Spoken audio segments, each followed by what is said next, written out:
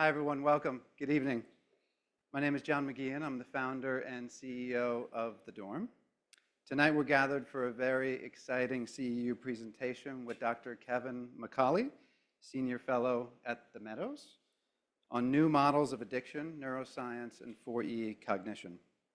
Unfortunately, Dr. McCauley fell ill this week, but he has been gracious enough to join us virtually.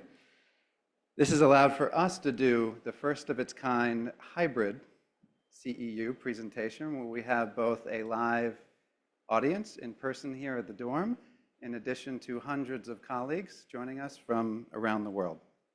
A couple of brief housekeeping items. This will be a recorded presentation and available on everyone's CEU dashboard. Dr. Amanda Falk, my partner and our Chief Clinical Officer, will be moderating a Q&A, so please log any questions if you're joining us virtually in the chat box, and hold on to your questions if you're joining us live for us to be able to pass our mic at that time. This session is eligible for 1 CEU credit. If you've registered online, you will automatically receive that evaluation following this presentation. Tonight marks our 3rd collaborative in-person CEU partnership with the Meadows. It's a partnership that reflects our shared commitment to advancing the field, driving innovation, exploring interventions and research, and shaping the future of young adult treatment. We're very excited to be doing this with them this evening. Our conversation tonight is a personal one.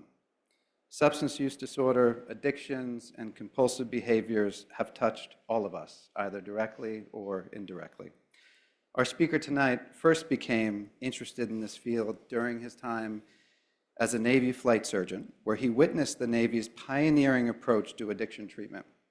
He has delivered more than 2,000 lectures on addiction neuroscience and recovery management, and we are honored to have him here with us this evening to continue learning and exploring together. Please help me welcome Dr. Kevin McCauley.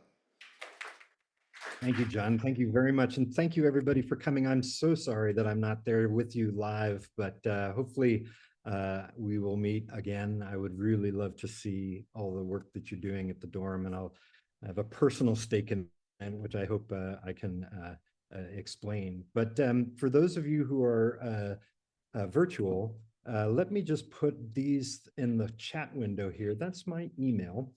And maybe I should share. I'm just going to share my screen with you. Okay, I'm hoping you see what I see. Oops, let's see. Exactly sure. Okay, so that's my email. Boom. And if you'd like these slides, for those of you who are virtual, there's a link. You can follow along with the slides. That's a link to a Dropbox. You'll have them already. And this is for those of you who are live. I can send these slides to you right away. By way of introduction, yeah, I was part of that generation that saw Top Gun and said, I want to do that. and I managed to, not in the front seat, but in the back seat. I was a flight surgeon, so I was the doctor for a squadron of jet fighter pilots, and I loved this job. It was a great time.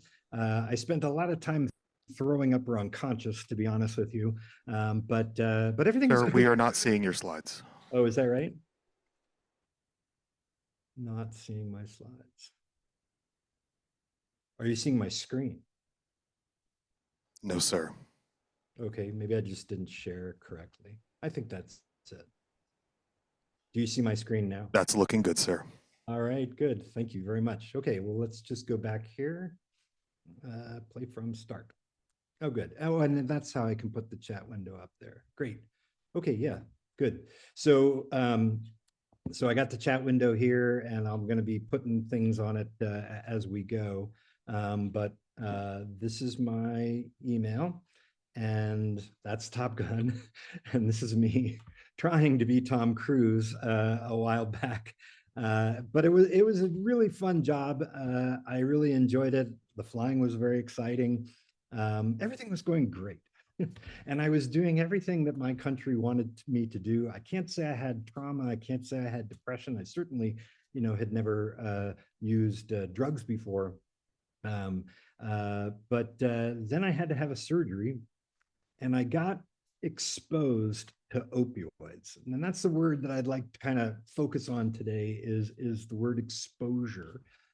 Because now we understand that there's a vast range of things that can happen when people are exposed to opioids. For me, I was in that very small group of people who immediately got addicted. And without getting into the nitty gritty, I had a really bad intravenous Demerol problem, which you're not supposed to have, when you're doing this kind of work. And I knew that, and I tried to quit, and I just could not. And eventually the Navy caught up with me, and they were kind of upset, and they sent me to their dorm. They have a treatment program. They have a long-term treatment program for people with drug addiction. It's called Leavenworth. And I found myself sitting in the basement of our nation's maximum security prison, wondering, gee, how did all of this go wrong so quickly? Now, I'm making a joke here, but I'll be honest with you, as the time has gone by, and as I've kind of gotten deeper in my own recovery, it's not funny, because this also was an exposure to stop and frisk. Anytime you're arrested and go to jail, if you go to a correctional facility, that's also an exposure. And I came with a lot of resilience. And frankly, there are some people who didn't have that resilience. And so they can't joke about their experience. They're still kind of living with the consequences of that exposure. But basically, I had been given a little time off of work and a nice quiet place to study. And I decided that I was going to try to learn as much as I could about addiction. This was a while ago. This was 1997. But at that time, the neuroscience was just starting to come together. And the idea that addiction was a brain disease had just been announced to the world by the then director of the National Institute of Drug Abuse, who was Alan Leshner. And I clung on to that idea with all my might. And I think that over the years, this neuroscience has gotten stronger. The basic idea of the dopamine hypothesis has only been confirmed. It's gotten a lot more complex. It's more nuanced.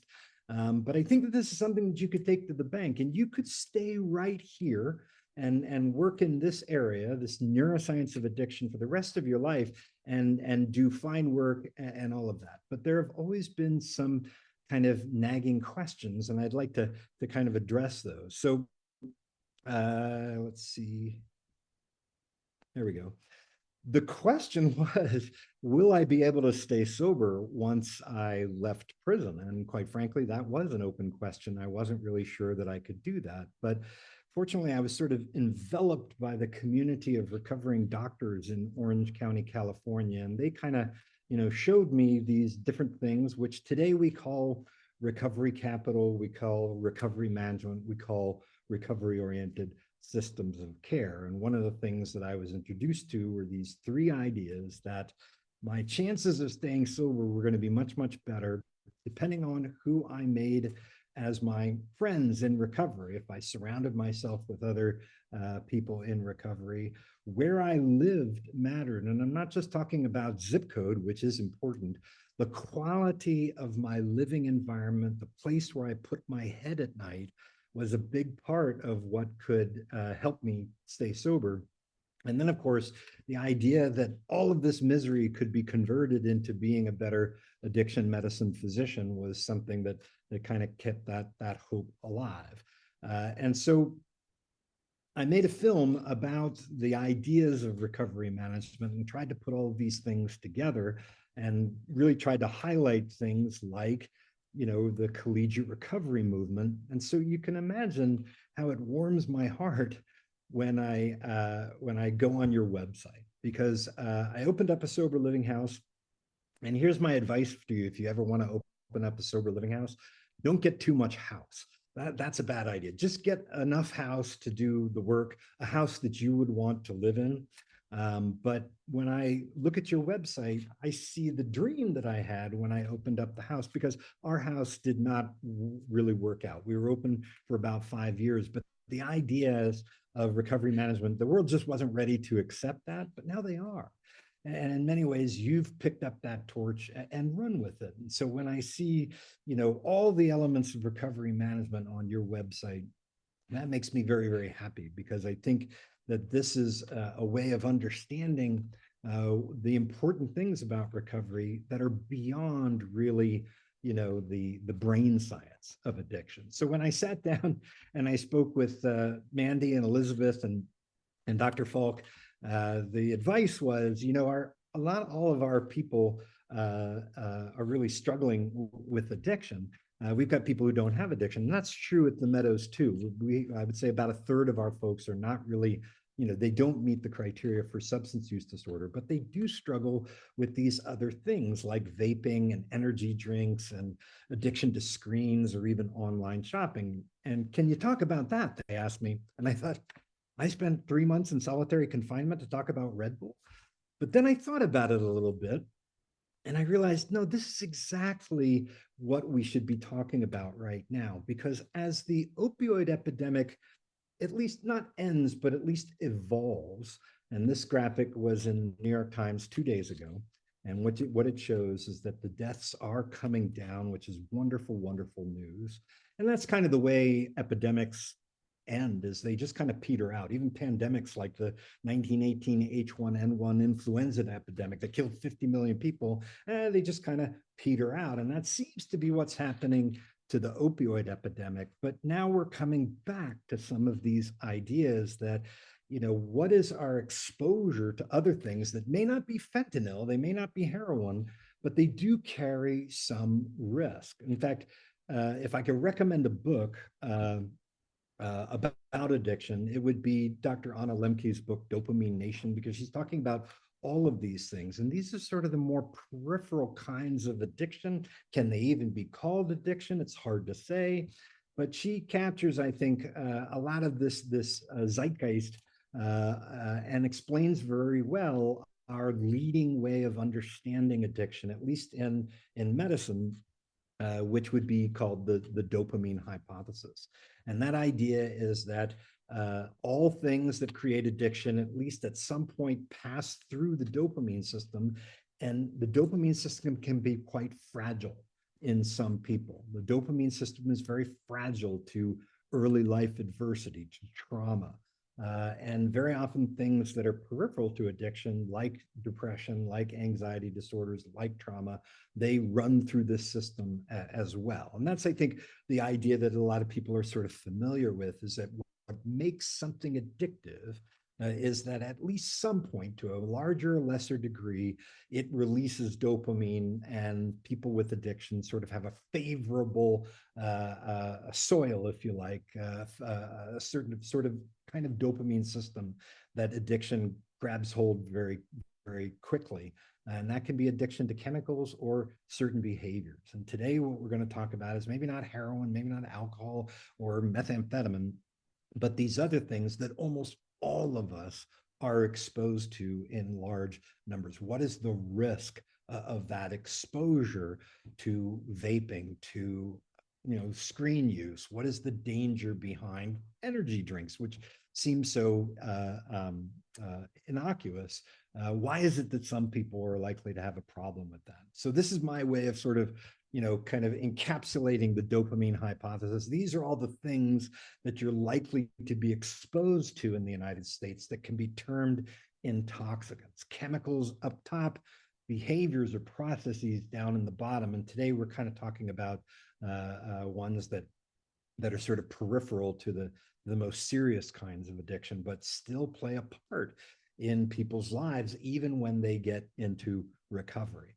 So that idea that addiction's a brain disease, and Dr. Leshner's op-ed in the New York Times has become something of a lightning rod over the last 20, 25 years that I've been studying this, because there are a lot of arguments against the idea that addiction is a brain disease. In fact, there's a whole book about them, and it's a big, thick book like that. And they make these very, very good points that looking at addiction as simply a brain disease does not really capture all that addiction is. It doesn't really, understand the environmental components And so there are lots of different ways to understand addiction. And the brain disease model is just one way. It happens to be the way that I, understand my own addiction, but I'm a physician, so I'm kind of predisposed to that rationale. But there have been a number of folks, and many of them are in Washington, D.C. and New York City. So I think about Dr. Sally Satel in Washington, and I think about Mia Salavitz and Dr. Carl Hart in New York City, who've made very, very good and sometimes very elegant arguments that understand addiction without necessarily looking at it as a brain disease. And each of these different ways, each of these different models captures something very important, some indispensable feature about addiction. And that's why I think it's important, even when I make the brain disease argument, to look at some of these other things. And wouldn't it be nice if there was just one overall model that could encapsulate all of them, that could capture all of each of the strengths of these different models? And it turns out, I think a bunch of philosophers actually figured this out.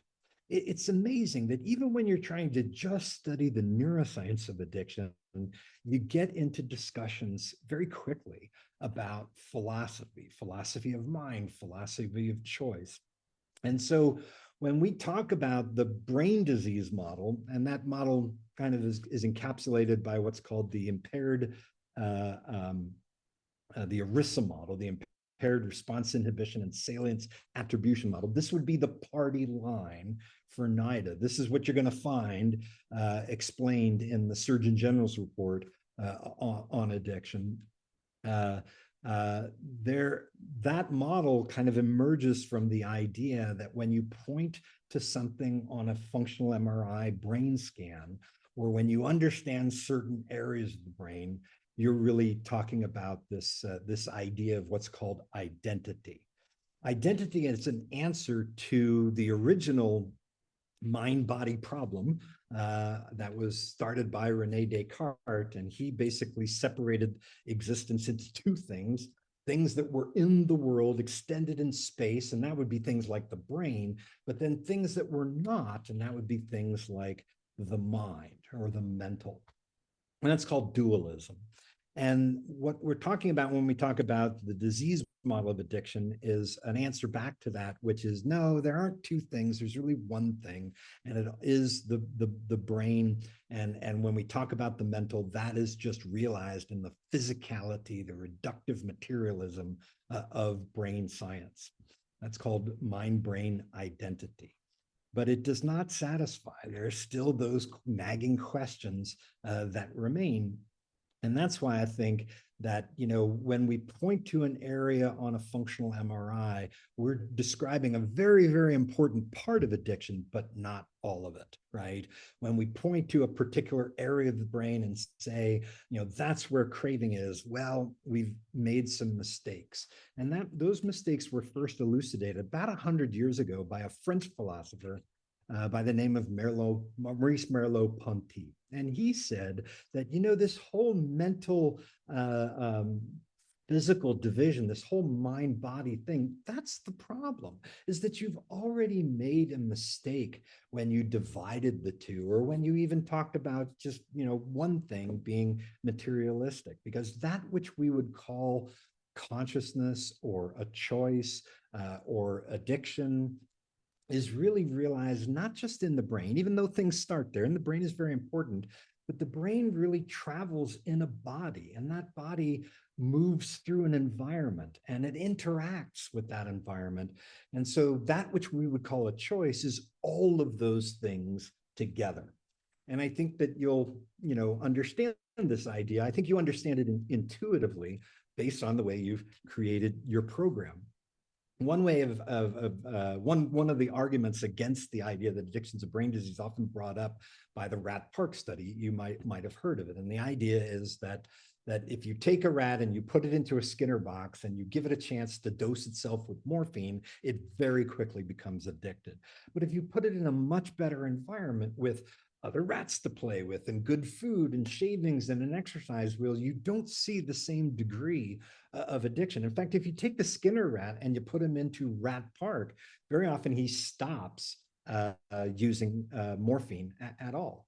And the idea is that the addiction is not in the chemical itself, that it's built into the environment. That's, I think, something that Merleau-Ponty would really agree with. He would say that the minute you took that rat out of its environment, you have already made a mistake. And the things that you're going to find scientifically are not going to be valid, because everything that addiction is in your body, in your friends, in the food that you eat, in your environment. By the way, if you really read the Rat Park study, it's a little bit more complex. First of all, it's underpowered. It was only 32 rats that they looked at. And both groups, both the Skinner box rats and the Rat Park rats, they drank plenty of morphine. In fact, by number, more rats died in the Rat Park group. But I think the point is well made. Housing matters. When I look at the dorm's website, I see that spirit very much alive that I tried to capture in my own sober living house some 2 decades ago. And that's what Merleau-Ponty would say as well, is that we really have to look at the brain, but the way it is carried in the body and the way the body moves through the environment. And that's sort of, and then the writings of these guys came along and they sort of revived Merleau-Ponty's idea. And they wrote a very, very influential book, which is impenetrable for me. I can't even get through it. But they really kind of restarted this idea of embodied consciousness, or what's also called 4E cognition. And the idea is that consciousness or cognition or a choice or addiction is embrained, yes, but the brain also exists in a body. And if you make a division between the brain and the body, you're going to lose something, right? My choice to stay sober on any given day is very much reflected by what's going on in my body. We do a lot of somatic experiencing, Peter Levine's therapy at the Meadows. And the idea is exactly this, that trauma is held in the body and it must be reprocessed. This goes along very, very well with ideas from psychoneuroimmunology that the immune system is really a stress receptor for the brain. You can't understand cognition or choice or consciousness at all unless you look at the entire package. But it's not, doesn't just stop there. You have to look at how that cognition or how that addiction takes place in that particular time that it occurs in. So when I went to prison, that was at the height of the drug war. If you use drugs and you were an officer in the Navy, you were going to go to prison. But today, things are much, much better. We've all come a long way. We have active duty people at the Meadows right now.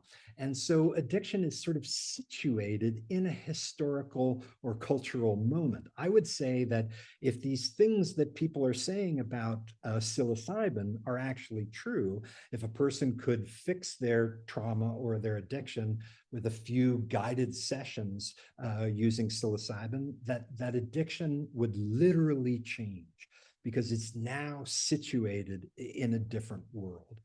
And we can start to take into account the fact that consciousness is not just in the brain, not just in the body, not just in a particular historical cultural moment, but that it moves out into the environment, that consciousness is literally realized in things like our cell phones.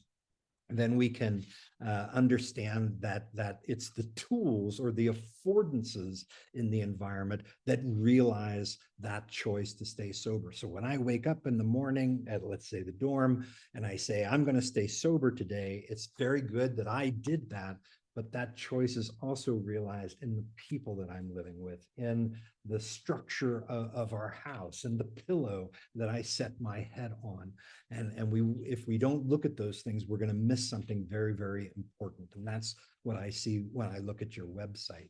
And also that consciousness and choice and cognition emerge from my interaction with those things in the environment, with those tools in the environment, right?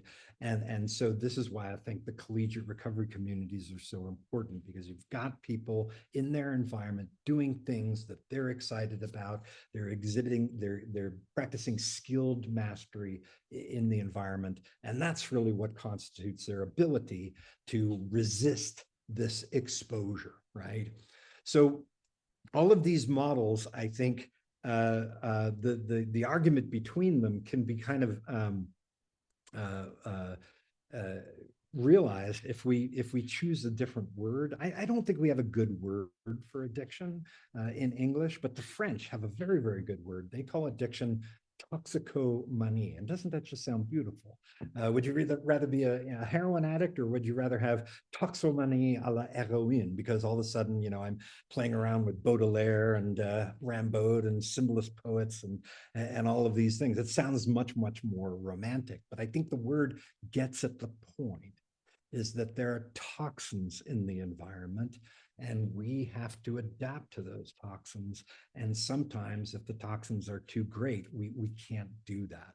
One of the best frames I've ever come across to understand addiction is the frame of environmental toxicology, because it looks at, what is that exposure? How does it hit the person? Upon whom does it really land on? And that's, I think, a way of understanding and figuring out where is the toxicity in vaping or energy drinks or any of these other things that are still there, even though the drugs that we might have originally been addicted to are long gone. And so what is the dosage that a person is exposed to? What is the nature of the concentration of that exposure? How does it come on? By what route does it reach, for instance, the brain? So when you look at all the cannabinoid products that are available, there's a much different, the eating edibles, for instance, a very, very different exposure than, say, smoking dried flower of cannabis, right? And of all the routes that a person can use to use a drug, the one that is most dangerous is actually inhalation, because it comes on so quickly. It only takes one trip through the heart, whereas everything else has to take 2 trips through the heart. And so that would be a more dangerous exposure. So smoking a spliff, which is cannabis and tobacco together, carries especially high risk. And there are these sort of these binaries that kind of go together, drugs that go together. When you use marijuana with tobacco, the two of them magnify the toxicity. The exposure is much, much more serious than if you were just smoking the marijuana alone. Using ecstasy, going to a rave and rolling along with caffeine magnifies the toxicity of the MDMA considerably, right? So the idea here is that because the lungs are so vascularized and they have such a high volume of distribution, a lot of the harm of the exposure is in the fact that it is inhaled. We were taught in medical school that the surface area of the lungs is the size of a tennis court. It's actually more of a pickleball court. But because of that risk vascularization, that's a big part of the danger. And then, of course, upon whom is this landing? If you first use cannabis when you're 9, that's a very serious problem.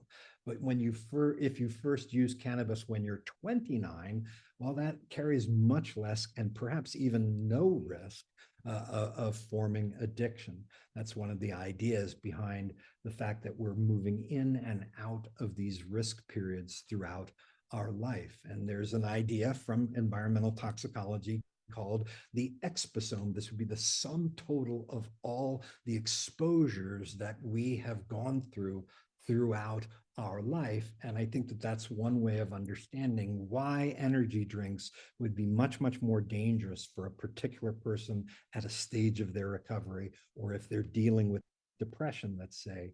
Whereas for most people, they're absolutely harmless. And so what I'd like to do, in the next 5 minutes is kind of introduce you to this dopamine hypothesis.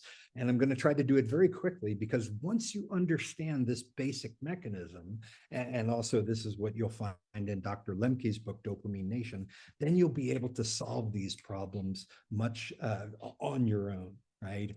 And the whole thing starts with this study, which you've heard of. It's called the Olds and Milner study. And the idea was that animals, laboratory animals, will self-administer drugs of abuse, and the same drugs of abuse that humans like, to particular areas of the brain, not everywhere in the brain, but these particular areas, specifically what we call the nucleus accumbens and what Olds and Milner called the septal areas.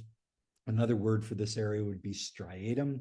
And animals will self-administer drugs to the striatum to the exclusion of all other survival behaviors to the point of death. That was, whenever you heard the term that drugs hijack the brain, this is the study that they're referring to. The next important study that came along looked at, okay, well, what's going on when a person uses drugs and they reach the striatum? So they put a probe into that same area, the nucleus accumbens, and they dose the person with, they dose the laboratory animal with drugs, and then immediately sucked up whatever fluid, was there in the striatum. And what they found is that whatever drug they put there caused an increase in the concentration of the chemical that we've all heard of, and that's dopamine. What all intoxicants do is they go to the striatum and they create these very large spikes in the concentration of dopamine. And the next slide that I'm about to show you is the most important slide in this deck. And if you understand this concept, you will understand so much about addiction. It is not just the amount of dopamine, it is how fast the dopamine comes on. It is literally the slope value of that curve.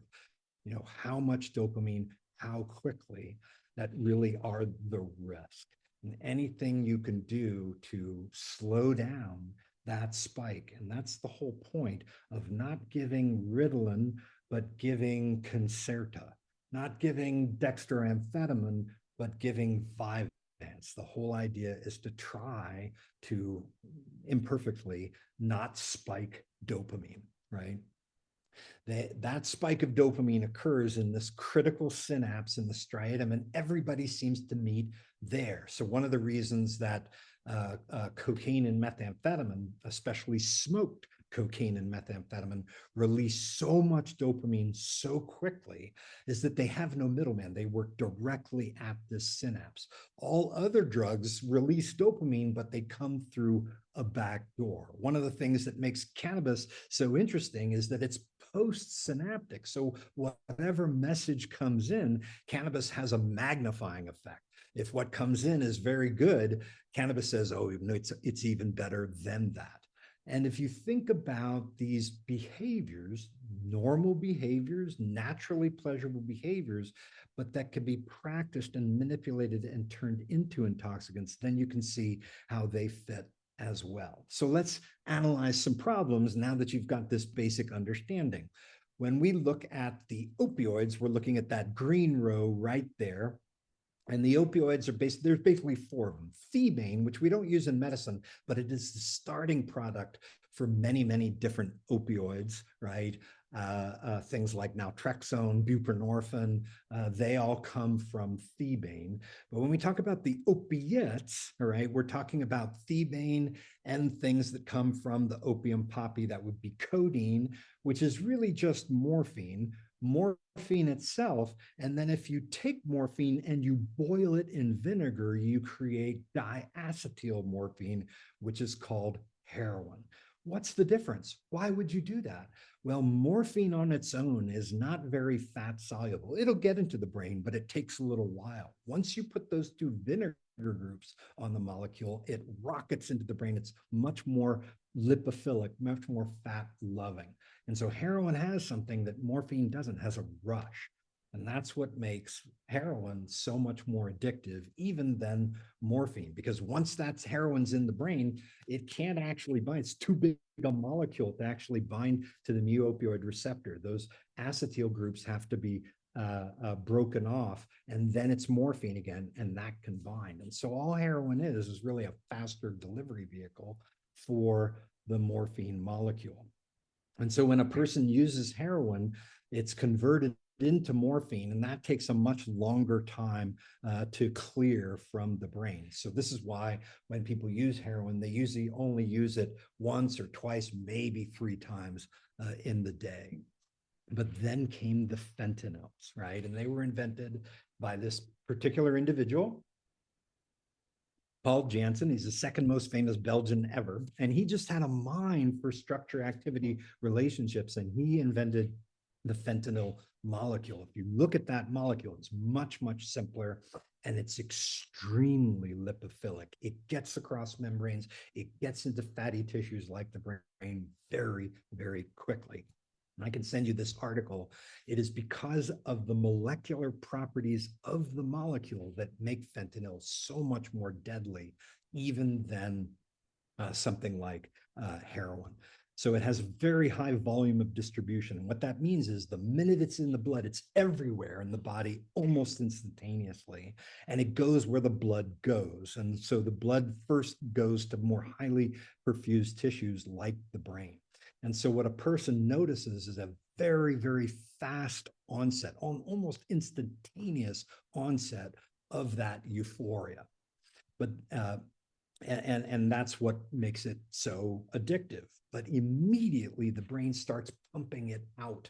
Now it's not gone, it just enters other tissue compartments in the body, right? So what the person notices is a very intense euphoria that bleeds off very quickly.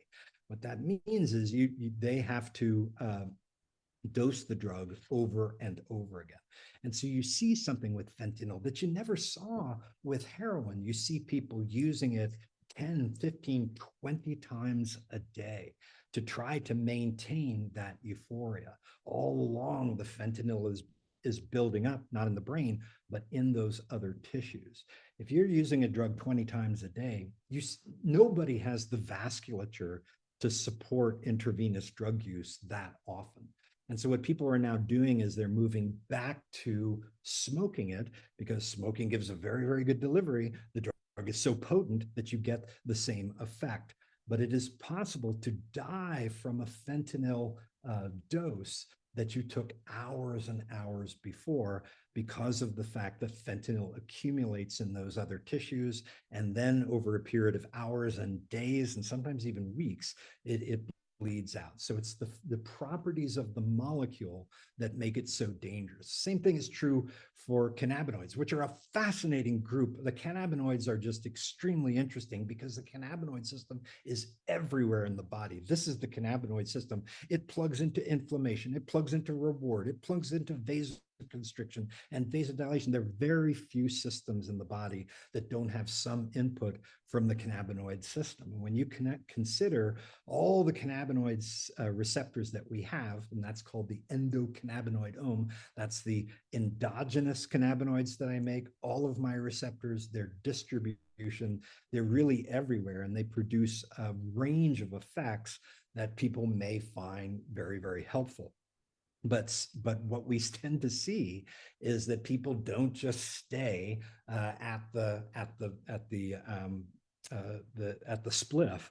They concentrate the drug. They smoke the drug, and what you're really talking about is a use of a drug that is really, it's almost a different drug.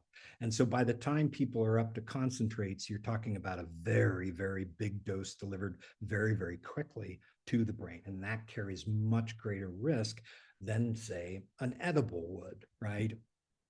So one of the things that you see clinically is this cannabis hyperemesis syndrome. This usually happens in people who are very practiced in their use of cannabis. They've always used it, but then they switch products. They try a concentrate, and all of a sudden the exposure is much, much greater. And the normal anti-nausea properties of cannabis reverse, and you get this cyclic vomiting. It just never lets up. The only thing that people get some relief from is in taking hot showers or baths. And the belief is that there are cannabinoid receptors in the hypothalamus which controls body temperature. And when those cannabinoid receptors are bound, then the vomiting eases up a little bit. That's the only thing that works, because if they go to the ER, most of the things that we have for nausea are cannabinoids, and that just makes it worse.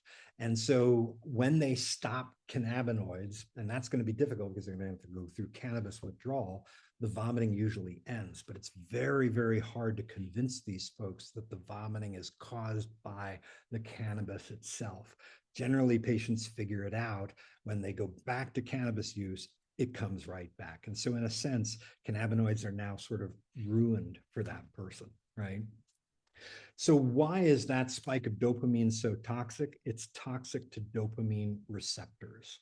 And that's the basic problem in addiction. If you look at a person who doesn't have addiction, they have plenty of these dopamine, this particular kind of dopamine receptor, dopamine D2 receptors.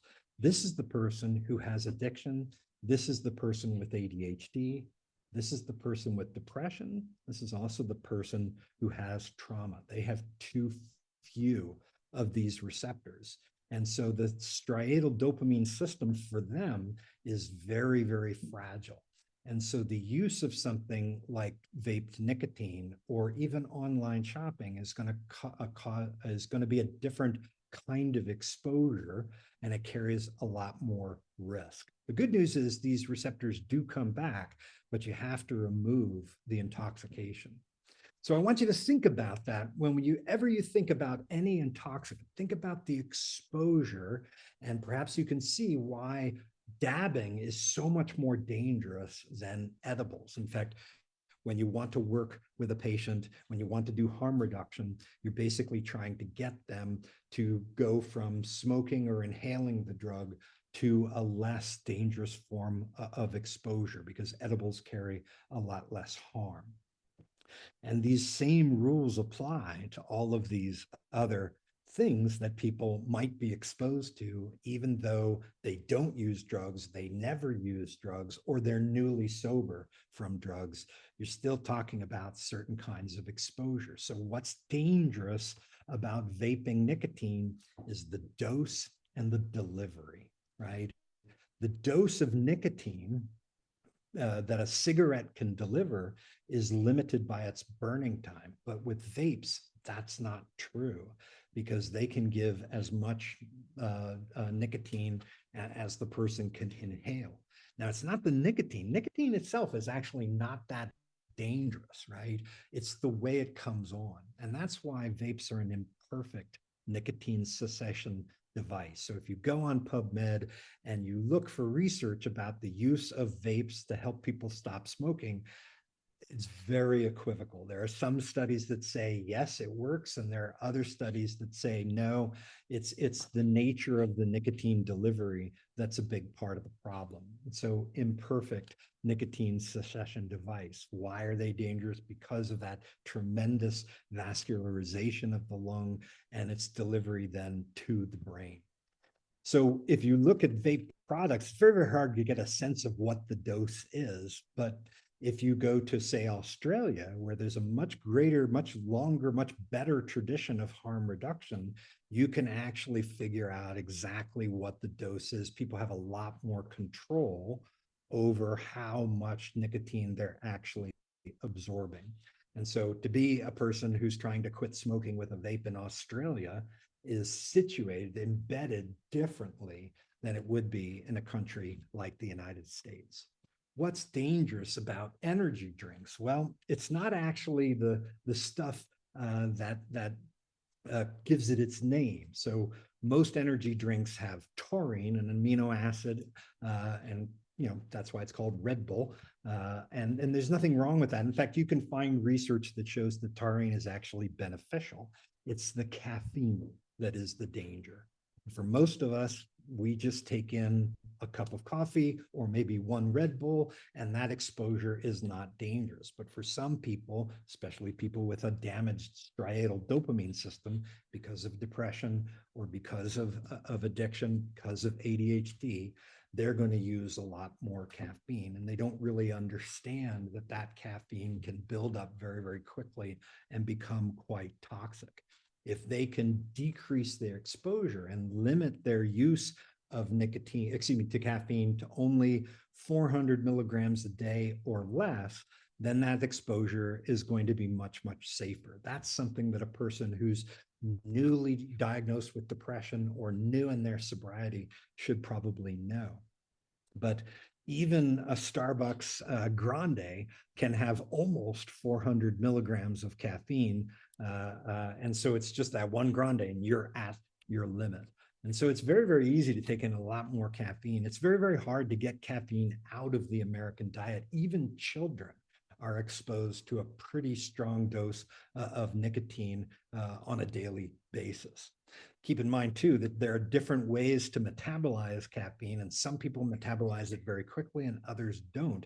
So that one coffee is still going to be active even at the end of the day. What's so bad about screens? Well, you know, it's not the screens themselves that are dangerous. It's really the method of delivery. So in a sense, what we're talking about here is, well, why are screens dangerous? It would be the same thing as saying it's not so much that there's heroin in the needle, but the needle itself comes with some risk, right? When I was new in my sobriety, I shot a lot of water because I wanted to try to get over craving, but I didn't want to relapse back to drugs.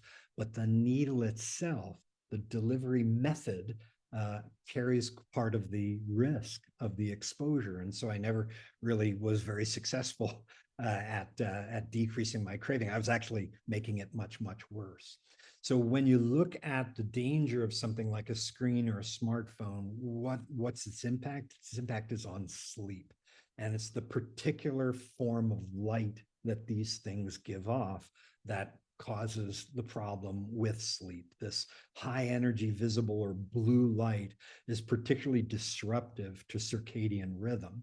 If a person can decrease that exposure, then the danger should be less. And one way to do that is to use bulbs with certain coatings. People have also said that blue light filtering glasses can be much safer for people who are doing a lot of gaming.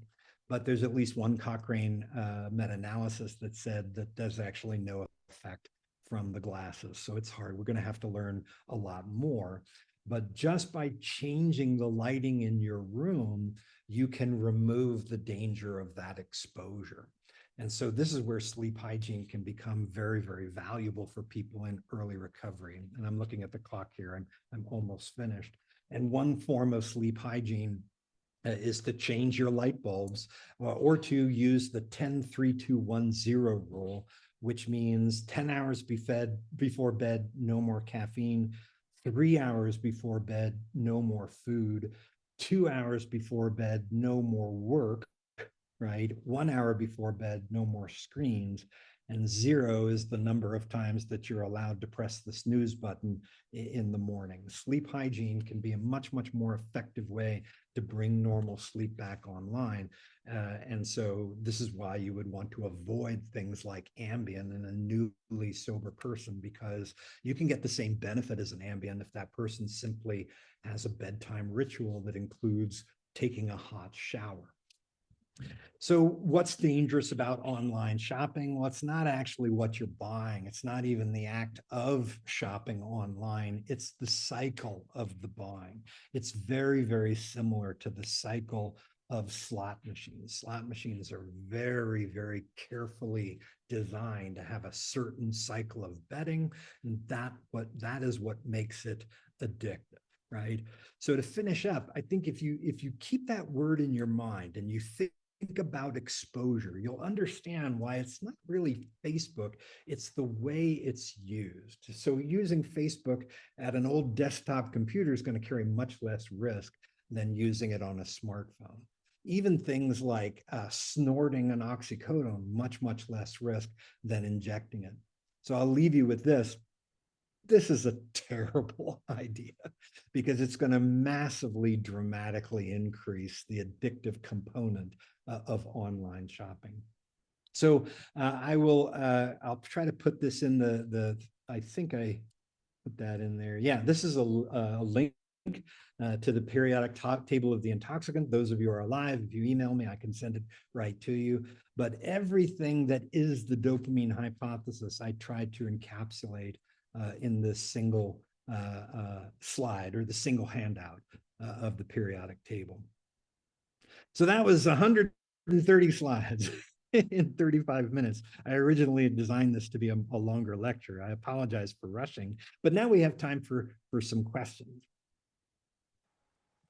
Thank you. Thank you so much, Dr. McCauley. That was fantastic. I don't know if you could hear the audience who's live, but you definitely elicited a lot of laughs and chuckles throughout. Doctor, can you please stop I screen want to sharing? give an opportunity for both our in-person audience to ask questions. We also had a bunch of questions coming in the chat during the presentation, but let's start with some brave folks who are here in person. Does anybody have any questions that they would like answered live and in person? We're going to bring you a mic. Hi, I just wanted to hear kind of your ideas and opinion on this. You spoke a lot about the mind and the body and consciousness. I was wondering if you had any thoughts about the spirit and the soul, because I know that sometimes is also connected in this context. Right. Well, traditional neuroscience wouldn't consider that at all. It would consider it something that is really supernatural. But I think that people really, they understand that they have an experience of spirituality or spirit. And so you might be able to use 4E cognition to bring that understanding in. A great deal of 4E cognition comes from Buddhism. It was the ideas of John Kabat-Zinn that Thompson and those three authors kind of brought into the idea of embodied consciousness, because meditation is going to take a much, much bigger role in the understanding of the mental or the brain and the body than the traditional ERISA neuroscience model is going to be able to take it. It will not be able to take that into account. I'm going to turn to the chat now. When we at the dorm talk about addiction, we'll often say that a lot of times people will say that the opposite of addiction is sobriety or recovery. We like to think of the opposite of addiction as being connection. And you spoke about that a bunch in your presentation, and the importance of really looking at the environment and what is going on in the sphere, in the social sphere of the individual who is struggling.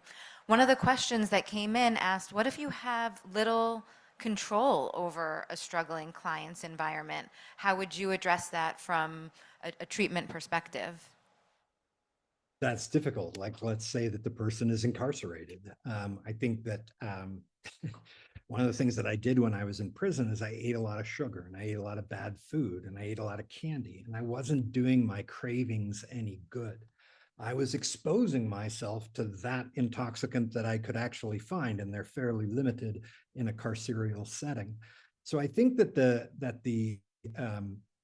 idea that taking a toxicologic approach to what's going on in the person's life can still be helpful. But now you can look for buffers. And I would go back to those things. Who is it that the person is hanging around when they're in this otherwise, highly controlled situation that they can't control? I had 4 friends. They were all interesting guys. None of them were really serious criminals. One guy was there for adultery. That's a crime under the Uniform Code of Military Justice. And so I kind of buffered myself against exposures that were stressful or traumatic by the people that I had in my world. So I think, if I had, I like that statement, the opposite of addiction is connection. I don't disagree with it at all. I would say that there are people who are active drug users are very well connected. They actually have very good, they actually form family units. That's something about urban heroin addiction, is that people kind of form these family units, very much the way women form family units when they're in a carceral setting. So I wouldn't want to completely discount the connection that people can create, even if they're actively addicted. But I've got my own statements that I like to make. And one of them is, if I had $1, if I relapsed, and I had $1 to spend on my recovery before I give it to a treatment center, before I'd put it in the basket, I'd spend it on housing. Because housing is such a powerful social determinant of health that if you have it, everything else works better. AA works better, methadone works better, buprenorphine works better, CBT works better. If you don't have it, nothing really works all that well. And so I think, I would really try to use that same idea of looking for the social determinants of health, even for a person who's houseless or in a carceral setting. You can still try to figure out how to get the danger of those exposures down. Thank you. That's such an important point. Housing justice and its links to medical care and mental health care they're truly linked. We have time for one more question. I'm going to sort of combine a couple that came in. The question centers around screen addiction and social media addictions, and screens are clearly an everyday part of all of our lives, especially the lives of our young adult clients. How do you suggest helping our young adult clients to navigate that? And what I'm going to add in is the same too with the legalization of marijuana. It is everywhere. Exposures are everywhere. How do you help our young people to navigate being in front of screens, being around marijuana when they're trying to recover? Well, let me take the marijuana thing first. And by the way, one of the ideas is to stop using the word marijuana and use the word cannabis, because marijuana has its own history of bad things associated with it. But so far, what the studies have showed is that even in those states that have legalized cannabis for recreational use, use has gone up, but youth use hasn't. And I think that says something very positive about young people today. And so they're not taking on that exposure, or they're delaying that exposure. And that would be a very, I think, toxicologic way of understanding it. If you can push off that initiation of use, that first time the person used, even a few years, then you're working within a toxicologic model. If you can be careful of the dose that you're taking in. And one thing that would be very good is to know the dose on the package. In Washington State, they actually have the dose on the package. And part of the law in Washington State is that no one package of a cannabis product can have more than 10 milligrams of THC in it. That's another way to limit the damage that could be done by that potential exposure. But the everyday nature of screens, I think, can be filtered through that same rationale. How much time of the day is the person on a screen? What's the age at which a person can safely use a smartphone? This is all using this toxicologic approach. And by the way, this is something that Dr. Lemke talks about as well. First of all, can you take a break? Can you stop doing it and be able to have a particular period of time where you're not using the technology at all? And you'll figure out pretty quickly, whether you're dealing with overuse or whether you're dealing with addiction. But this is something I think that our entire field has to kind of come to grips with. Once a person has that resilience on board, once they have some recovery on board and they're getting better, can they return to use? I think that with certain things like cocaine and heroin, the answer is always going to be no. But, are there safe ways to go back to the smartphone? Are there safe ways now to use something like Facebook without using it in an addictive way? And I think that more and more we're going to realize, that if we follow certain rules, then the risk is much, much less. But I think that there are certain rules about addiction too. There's no way for me to moderate my use of cocaine. It's just not going to happen. And so I think part of being an addiction medicine provider is being along the journey with that patient and really kind of, even be willing to go through these periods of time where they might experiment with a return to use. That's a new term, return to use. I have faith that if that partnership between that addiction medicine specialist, and that's a doctor or a physician's associate or a nurse practitioner who is specially trained in the unique needs of people in recovery, that the patient and the provider themselves will be able to come up with the right answer. But there may be, I think, some things that simply because we live in a modern world, we're going to have to find ways of being able to use more safely. Thank you so much. It is 6:30 on the dot. We did this perfectly. We're getting so many thank yous and just, I don't know if you see the chat box, Dr. McCauley, but people are raving about this presentation. Thank you so much. Thank you for everybody who came in person as well. Following this event, you will be getting an email for your CE credits. You have to fill out a survey and then your certificate will be mailed directly to you. Some people are asking about slides and about availability of the presentation online following. Everything will be sent out. Slides will be sent out. If anybody wants to rewatch anything, this is on our YouTube channel as well and will be available. So thank you so much. Thank you for everybody who's here. Thank you for everybody who's out there in the virtual world for attending. Thank you, Dr. McCauley. I hope you are feeling better. This was wonderful.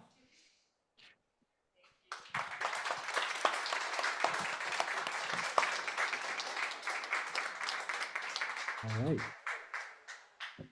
Thank you. I'll let you go if that's okay.